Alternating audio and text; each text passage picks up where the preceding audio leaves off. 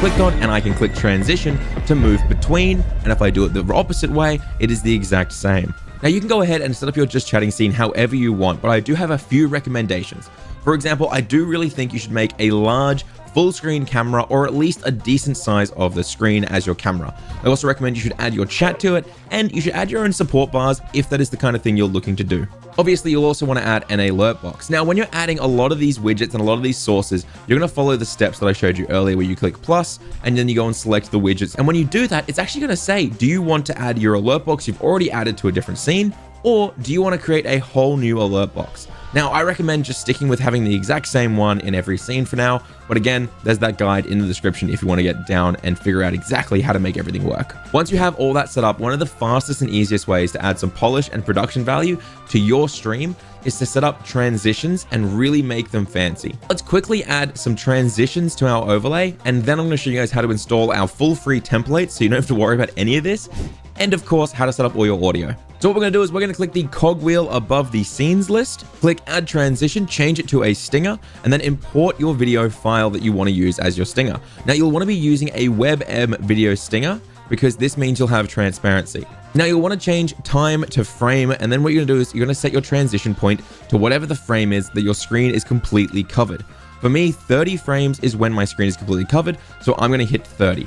Now, what I want you to do is you should type 30 in, and if it's too early or too late, you can adjust what your frame transition will be until it is correct. Once it's correct, hit done. Now select the new stinger as your default with this circle, hit done, click on the just chatting scene or the game scene, whichever one you had up, and you'll see that it plays the transition. Now, I actually have a video that shows off 30 plus free transitions that you guys can download and try out for your stream, and it also has a deep dive into really polishing your transitions and really polishing those stingers to make them as fancy as possible. So if you want, link in the description in that playlist. Oh, LJ, this has all been so much work. I know, it is actually a heck of a lot of work to get all this set up by hand, and we're barely even actually digging deep into all of it.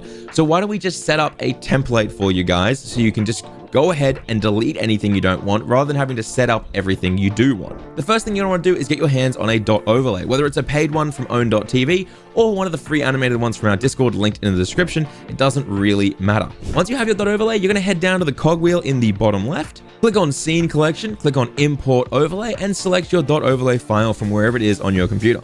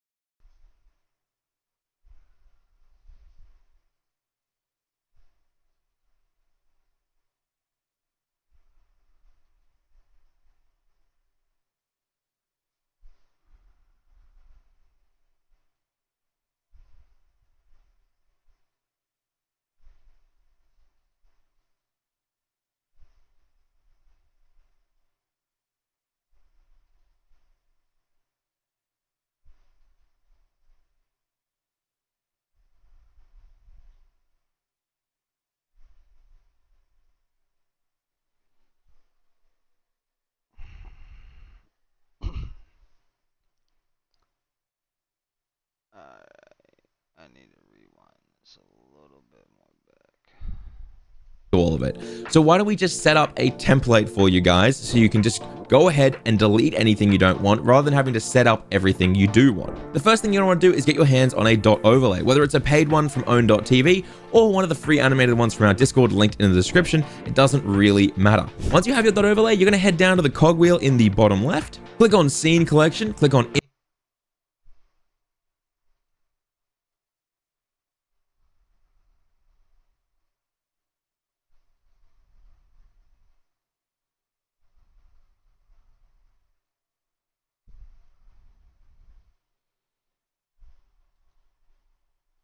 import overlay, and select your dot overlay file from wherever it is on your computer. This will generate a whole new list of scenes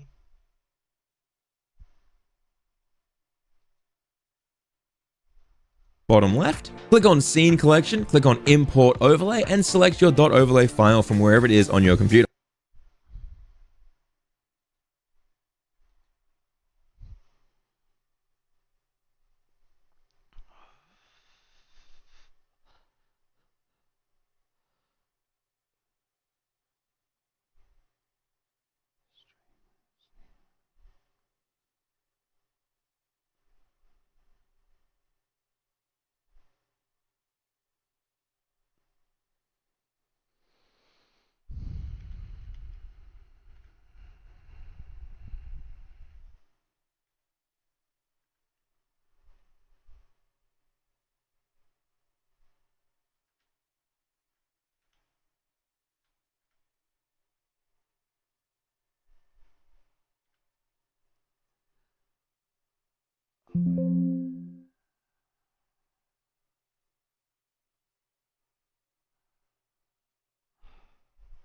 Why is it not letting me do the M?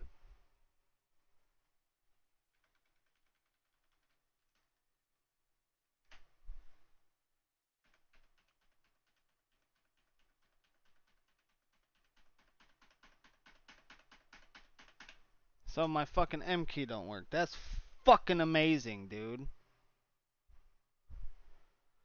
Oh my fucking god. So how the fuck am I supposed to know?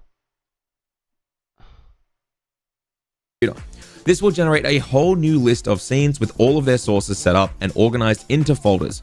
It has a lot of different options to choose from, and anything you want to edit or customize, you can just double click on. Now, I will throw it out there, any animated text can't be edited, which means that you can change your stream labels that are already custom built in for you, but you won't be able to change anything with big animations included. Now, with overlays like this, you will need to follow the steps I showed you earlier in the video to add a game capture, your alerts, your chat box, and any other widgets you want to use, because sadly with Streamlabs, we can't template in widgets to your overlays. If you need any further help with setting up your overlays, alerts, or any of that stuff, as I said, there is the playlist in the description, as well as a giant FAQ inside our Discord, and 43,000 members there who can all help you get set up and get going. That's all of our visuals though, and while visuals are pretty important, actually at the end of the day, it's your audio and your sound that is the most important when it comes to getting a stream crisp and clean. So let's cover how to get your audio mixer all set up and good to go. Now, if we select our game scene or anything that has any animated files or media sources in them, well then Streamlabs is going to assume there is audio with that as well. And if we look on the right to our mixer,